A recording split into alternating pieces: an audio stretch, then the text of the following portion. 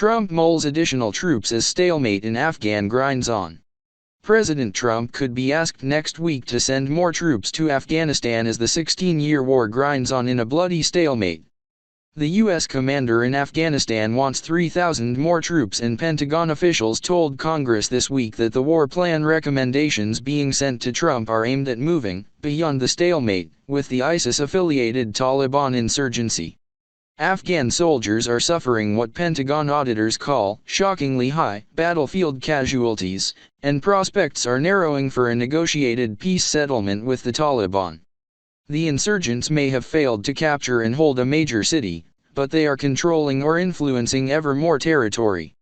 The situation is deteriorating, said Stephen Biddle, a George Washington University professor and close Afghan war observer. How terrorists freely enter Afghanistan and move around unhindered. This grim picture forms the backdrop for administration deliberations on a way ahead in Afghanistan, where U.S. troops are supporting beleaguered Afghans against the Taliban insurgency and stepping up attacks on an extremist group considered an Islamic State affiliate.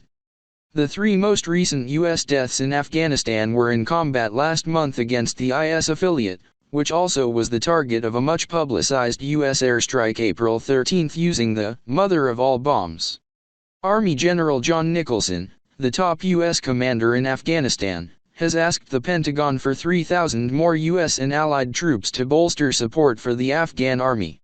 But his request took a backseat to a broader administration review of Afghan policy and a push for NATO to contribute more troops. Both of those matters will be discussed at a NATO summit May 25.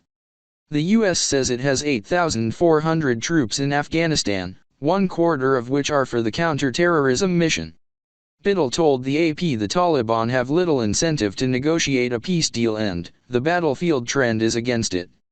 Anthony Cordesman, a defense analyst at the Center for Strategic and International Studies, said Afghan forces aren't capable of securing the country.